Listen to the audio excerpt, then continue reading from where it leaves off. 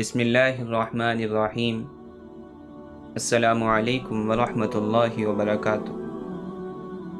دوستو، یہ بات ظاہر ہے کہ کامیاب مومن بننے کے لیے نماز میں عجز و انکساری اور خشوع و خضوع کی ضرورت ہے۔ جیسے اللہ نے فرمایا، یقیناً فلاح و کامیابی پائی ان ایمان والوں نے جو اپنی نمازوں میں خشوع اختیار کرتے ہیں۔ ہم میں سے بہت سے لوگوں کو یہ شکایت ہوتی ہے کہ ہم اپنی نماز کو صحیح طور پر ادا نہیں کر پاتے، اور نماز کے اندر خشوع اور خضوع کی کمی ہونے کی وجہ سے ہماری نمازوں سے ہماری زندگی پر اثر نہیں پڑتا۔ تو دوستو، اس چیز کو دور کرنے کے لیے بہت سے طریقے ہیں، جن میں سے کچھ آج میں آپ کو بتانے جا رہا ہوں۔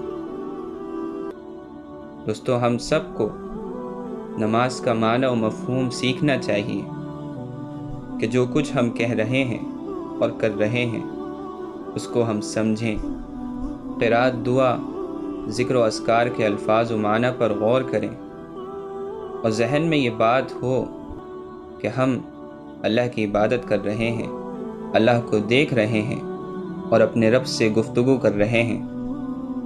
جیسا کہ حدیث جبرائیل میں احسان کے معنی بتلایا گیا ہے کہ تم اللہ کی عبادت اس طرح کرو گویا کہ تم اللہ کو دیکھ رہے ہو۔ اگر یہ کیفیت پیدا نہیں ہوتی تو اسے کم از کم یہ خیال ضرور ہو کہ اللہ تو اسے دیکھ رہا ہے۔ دوستو، اس طریقے سے نماز کی لذت انسان کو محسوس ہوگی اور نماز آنکھوں کی ٹھنڈک بن جائے گی، جیسا کہ رسول صلی اللہ علیہ وسلم نے فرمایا، میری آنکھوں کی ٹھنڈک نماز میں ہے۔ دوسری چیز یہ کہ ہم نماز کو پرسکون طریقے سے ادا کریں، جلد بازی سے کام نہ لیں۔ جب تک نماز میں سکون اور اطمینان نہ ہوگا، نماز ادا نہیں ہوتی۔ جیسا کہ حدیث میں جو نماز میں رکوع و سجدہ صحیح ادا نہیں کرتا اسے نماز کا چور قرار دیا گیا ہے۔ اور دوستو، ہم لوگ نماز کے اندر موت کو یاد کریں۔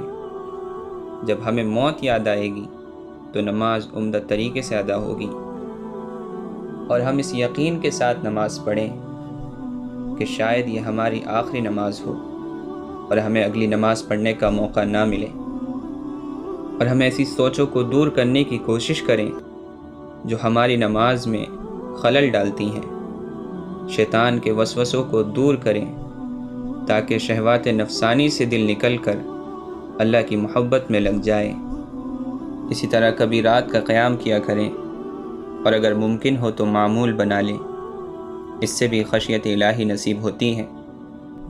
اگر دوستو ہم ان تمام چیزوں پر توجہ دیں تو اللہ کے فضل و کرم سے ہم لوگ اپنی نمازوں میں ایک بہت بڑا فرق دیکھیں گے۔ اللہ تعالیٰ سے دعا ہے کہ وہ ہم سب کو ایسا نمازی بنائے کہ ہم اس کی بندگی صحیح طریقے پر کر سکیں، اور ہم سب کی شیطانی وسوسوں سے حفاظت فرمائے۔